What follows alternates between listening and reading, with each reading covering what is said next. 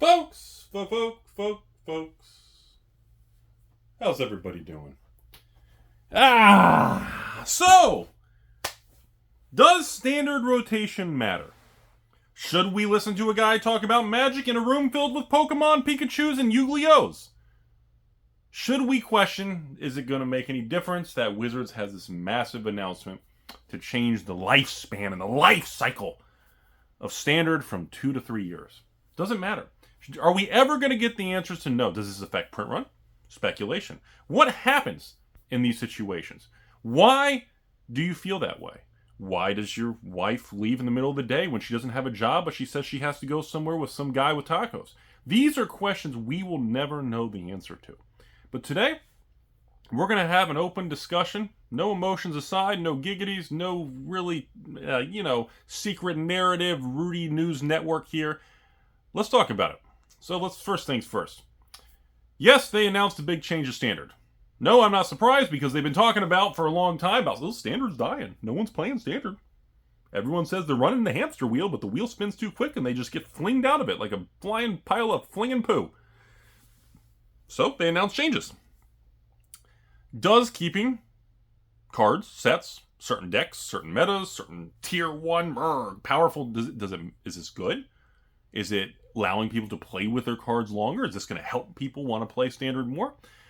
What about the print runs? Okay, I mean, if a standard set's going to be legal for like 3 years, I mean, you can't just print it for a year and make it out of print, and then people need the cards for 2 more years. So these are all uncharted waters and conversations we need to discuss today. First, let's start with the overall impact. On the surface, making the same set legal, the legality, longer, on the surface makes it sound like that, well, people can enjoy the same cards for a longer period of time. Okay, well, that seems positive.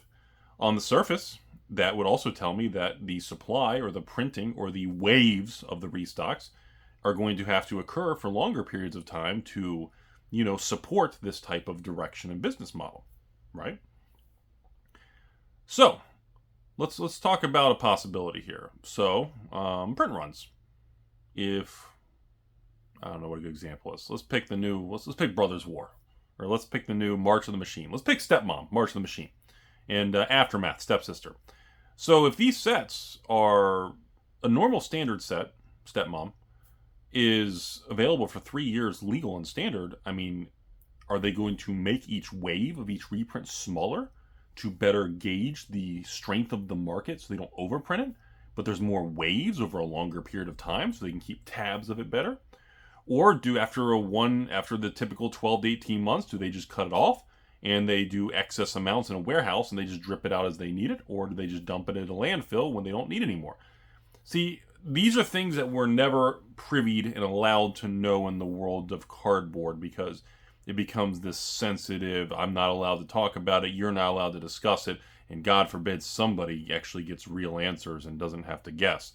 It's the strangest industry you would think we're discussing like alien aircraft and how to fly our penises through space to land on giant rockets. Well, wait. Fly giant penis rockets. Did I mix up penis and rockets? Son of a bitch. Do we edit this? So anyways, I don't know if this even matters. Like on the surface, it's like, well, standard sucks. What do we do? Announce some sort of change that gets people talking about standard, but we don't really have to do anything about it. But it'll make people think we're doing something about it. Like that's the vibe. Like right now, I don't know if any of this even, it's like, it kind of feels a little Fugazi, fairy dust, bamboozle. It doesn't really feel like anything. Like in all reality, like I don't know if this really means anything. Like you can argue, well, Rudy, you just don't know how to play Magic the Yu-Gi-Ohing, and obviously you would understand that this will let players engage with the set longer. Okay, and then the other people say, well, this is crap because now I got to deal with the same deck I hate every time I go to my local Amazon Walmart store, and now I got to deal with it for a longer period. You can put a positive, negative spin on this whole thing, but at the end of the day, financially speaking, I don't know if it matters at all, because like who's gonna be like, well, standards rotating every 3 years. I'm in. I'm back in. I was out like Mark Cuban. Now I'm back in like Rudy's ex. Like, I don't think anyone's like changing their decision-making process over a 2-year to 3-year adjustment on it's just weird to me that these random announcements happen and it's supposed to be a big deal, but the more you think about it, it almost feels like just nothing. So, because I feel like they're not going to overhaul the whole printing cycles or print longer or change something over something like this, because again, Hasbro and Wizards of the West Coast are a publicly traded business.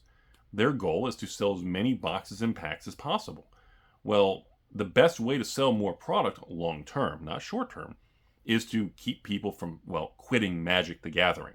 If you want to grow your player base and have a healthy economy, the by far number one ultimate solution, no matter what anyone thinks, no matter how much you love or hate Rudy or any of that, is the player base.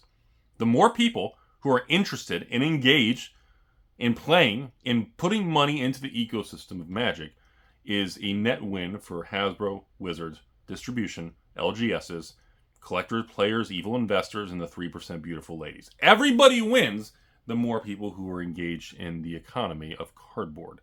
And an announcement like this that really doesn't seem to move the needle on any of those categories just seems weird. Like times go by, and like we have no news from Wizards for weeks on end, or months on end, and then we get a big news announcement, and everyone's all like, "Oh, did you hear about it?" And then like nothing comes out of it. And then that's how like Wall Street works. You'll go literally weeks in the stock market, nothing exciting happens, and then literally within like one day, a year's worth of events, bank crashes, buyouts, this and that, manipulation, SEC, all these things can happen. It's like a year's worth of news can hit at once. But that's how life works. It doesn't just operate on a smooth line. Everything's volatile. It can flare up and go crazy, then become boring. But anyways, so these are all the tinfoil hat theories right now. People think this is their attempt at getting more people to play Standard. Because at the end of the day, I don't think anyone believes Standard is on an up, is doing better. Standard is just flat to negative. And because of that, I think that's one of the reasons that overall sales are nowhere near what I would consider all-time highs. Now, again, you can argue that metric depending on what context you place around the metric. You can make it sound like greatest selling set of all time on release date within 7 days. Or, you can say Warhammer 40K, 5 reprints, and everybody still wants it.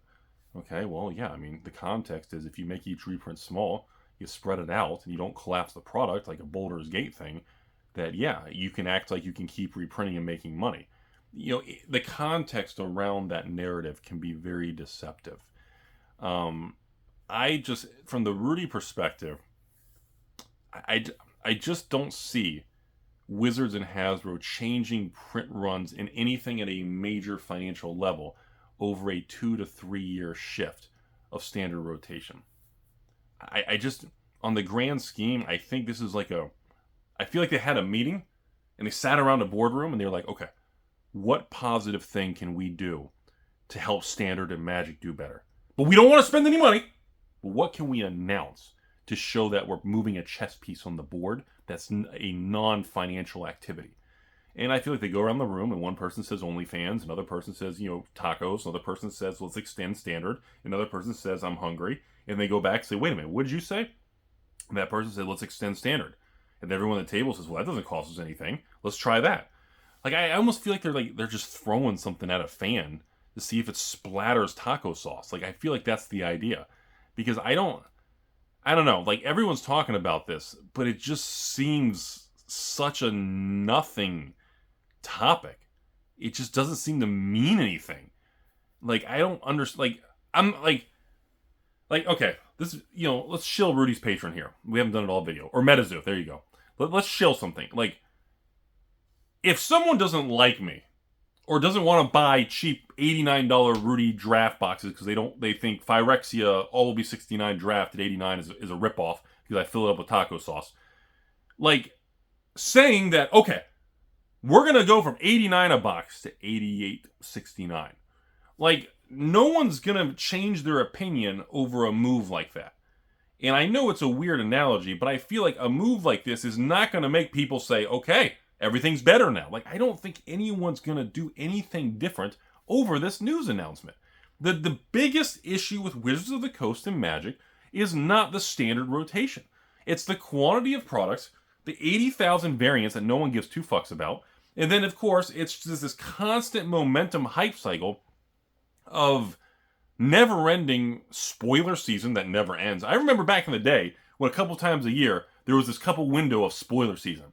And now it's just a meme. Like, just 365 days a year is a spoiler season. Like, there's so... Like, this movement has become so dilutive and so eroded away of value. It doesn't... Nobody really flinches much anymore. Unless they do a, one-of-one Lord of the Rings $1 million card silliness. Like, they have to do bigger and crazier and more silly things because everybody's so numb. Linkin Park, comfortably numb. Everyone's just sitting here like, oh, that's cool. Oh, look at it. And again, it's not that some of these products are bad. It's just so many variants and things. It doesn't have the reaction anymore. That's how it feels to me. So, conclusion of this video, it's a fascinating move on the board, but I don't think it really means anything. Like, I feel like the objective of extending standard was to get people to talk about standard. And I believe they achieved that objective, but I don't think that's going to evolve and equate into additional revenue of selling standard boxes. If I didn't go back to selling standard boxes to the patrons for $89 and I sold them for $99 or $109, I can tell you probably 80 to 90% of the people would not be buying them. So the reason they're buying it is because they see a good price, not because they like a particular thing or standard. No one's going to be like, Rudy, I'm buying more standards. I'm going to literally kick out your ex and take her slot and be a patron, and I'm going to buy more because of standard extension. Like, nobody gives a shit. Like, no one does that. People aren't going to just immediately flip over like that. So that's my thought on it. This is just a weird topic. I really didn't want to plan on making this, but so many people ask me what do I think? And I think it's a bunch of nothing. And I don't understand why people think it's a big deal. And it's like I know it's the first time they've had a major change in a long time. And I know people are this shows Rudy doesn't even know how to play Magic. This shows he doesn't even know what he's doing. If the store wasn't in a basement, he wouldn't understand that. I mean, you can spin it however you want. To me, on a financial large scale, I don't see anything changing. The people who love Magic, love Hasbro, hate LGSs, hate Rudy, love Rudy's ex, I don't see those people changing their perspective on a headline like this. Like, who is all of a sudden gonna just start buying Magic again because standard was extended by 12 months? Like, I guess it's a good gesture. But the people who are not into Magic or angry at Hasbro and Wizards, you're going to have to do something that actually makes them believe you give a shit and you care and you actually want to have a change. And silly, what I call foo-foo announcements like this and kind of little things that aren't really a major, nothing really changes much.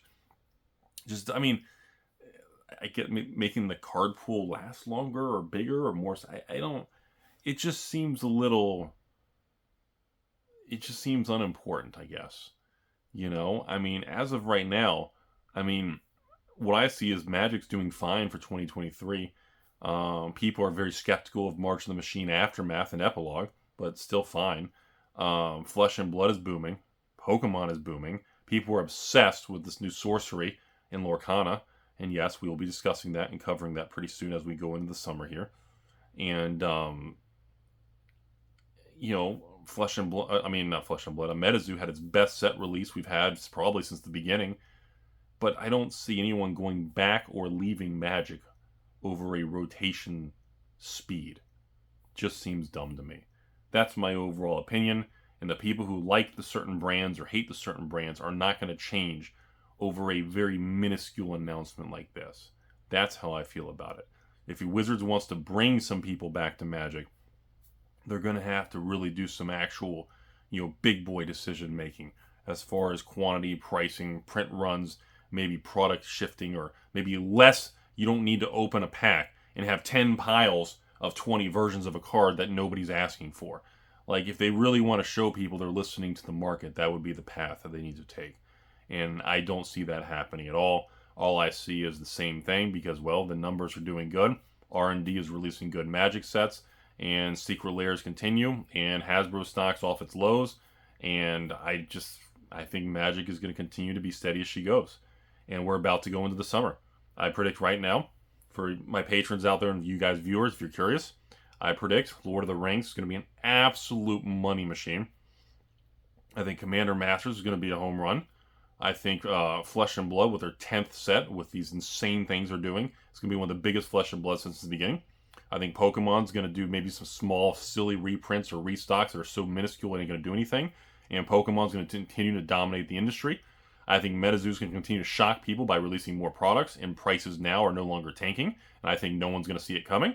I think the new Sorcery is going to be a really fun, successful product. I don't know what the prices are going to do. I don't know if it's going to go to the moon or go to zero. But I think it's going to be a fun, good game from what I've seen. And yes, we will be carrying it. I think Lorcana is going to come out and people are going to be obsessed. I think the One Piece, and I think, just like Yu-Gi-Oh!, it's not going anywhere. No matter how much you feel about Konami or Bandai's and all these big companies, they're Bushy Road, I just think things are going to continue to march forward. But if Wizards really wants to grab more market share, they're going to need to do some big boy decisions and big boy adjustments. And this was not one of them. So that's all I have to say today, folks.